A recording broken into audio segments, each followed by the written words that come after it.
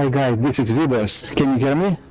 I'm starting a live stream teaching from Vilnius University St. John's Church, and I'm going to teach you how to improvise echoes on the organ. If you can join the live chat, that's great. Let me check how the live stream is going. I will be checking on my iPad the comments, so if you want to give me some feedback and questions, that would be great. So I'm all ears. Wonderful. Basically, I'm going to teach you how to play beautiful echoes on different manuals using the same chorale tune that I've used yesterday and the day before. That's basically OLD HUNDREDTH tune, because everyone knows it and it's so beautiful. All right, so let's play the tune now. I'll be using principal 8 and 16 and 8 feet in the pedals. Harmonization in 4 parts, so that you could know how the tune sounds. All right, let me turn off the mic here, and you will hear native organ sounds around the church.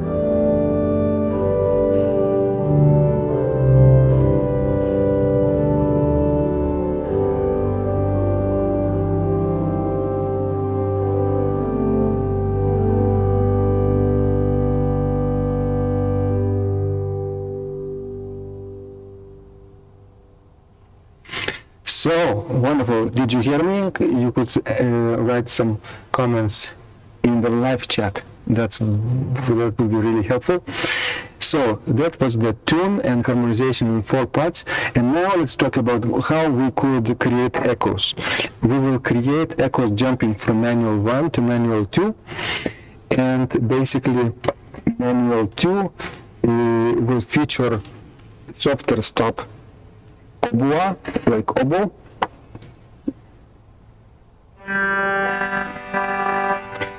and louder stop on the great, on the Hauptwerk trumpet. All right. So the main technique that I'm going to use is very simple today. If you know how to harmonize the tune, you will know how to create basically echoes. But the trick is to subdivide the chorale line, each line, into fragments and make them in 3/4 meter instead of 1 2 3 4 1 2 3 4. We would need to go 1 3 1 2 3 1 2. The first beat should be longer and the third beat will be shorter. Okay, so and we'll subdivide each chorale phrase. Let's play the first chorale phrase like that, 3/4 meter.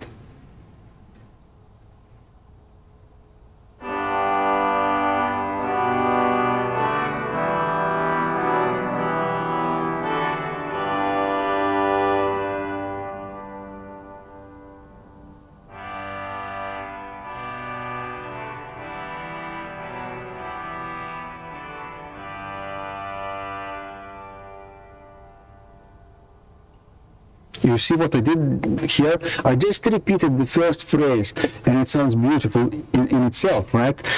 A little bit softer, right? But you could subdivide into fragments, like measure, 1 measure or 2 measures long, and we'll see how it goes. And then jump to the next manual, and then repeat the same phrase, but softer. Okay, let's try.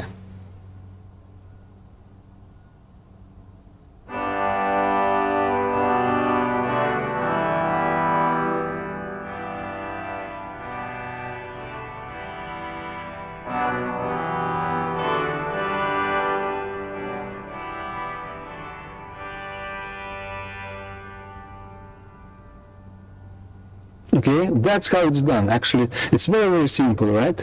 Just play a few fragments at a time and then jump to the secondary manual, and that would sound really, really beautiful. Let's try the second chorale phrase. First I will play on the first manual, then we will repeat in entirety, and then subdivide in fragments.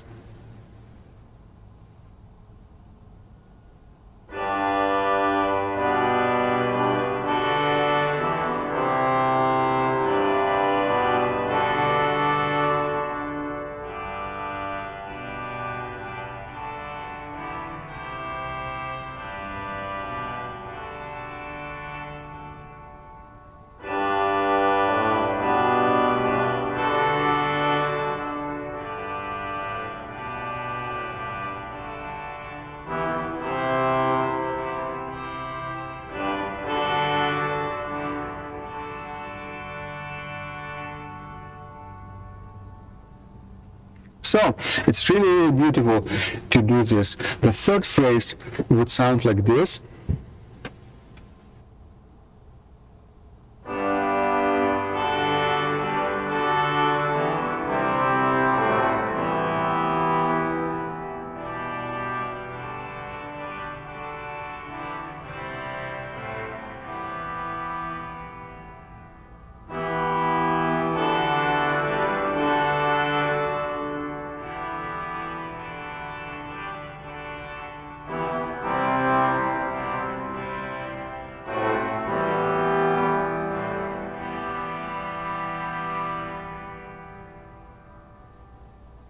And the last phrase would sound like this.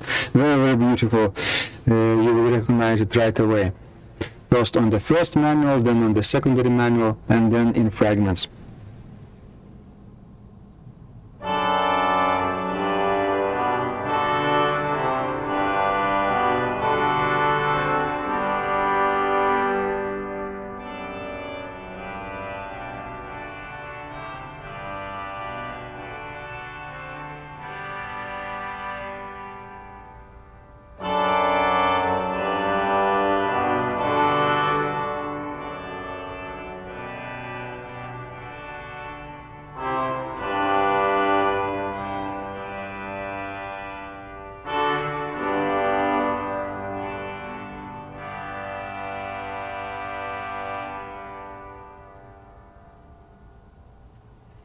Would you like to know how it sounds in entirety, entire chorale prelude like that with echoes? Let's do this. Now I will subdivide each chorale phrase in fragments without further playing it a long phrase, right? Just in fragments. And that's how it's done in the music of Buxtehude, Scheidemann, Weckmann, Tunder, North German music basically, and Georg Böhm. It could be very beautiful short chorale prelude or a basically part of a longer chorale fantasia. But its foundation is always like that, basically jumping from one manual to another. Let's do this.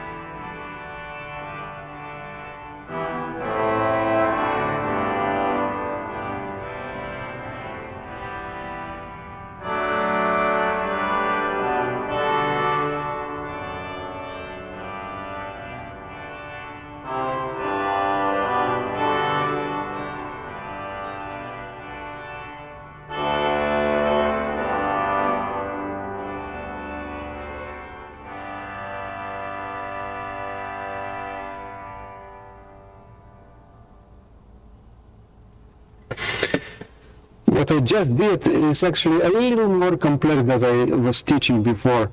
I didn't repeat each fragment exactly on the secondary manual, on the swell. I played it a little bit differently with different harmonization. We've added some figuration in the top voice maybe to add more interest, right? So you could also take advantage of this technique when you create echoes. It's not necessarily have to be really exact repetition. Yes, you can add some variation, but it's up to you. Even if you repeat it exactly, it will sound just beautiful, right? And if you add something extra, it will be just awesome. Okay, what else I can tell you? If you have 3 manuals like this, you could actually create 3 manual echoes. That would expand your chorale prelude even further. How about adding a krum horn? I will show you how it sounds a little bit. But now the krum horn will be secondary manual and oboe will be the softest one. So trumpet, krum horn, and then oboe, like that. Let's try.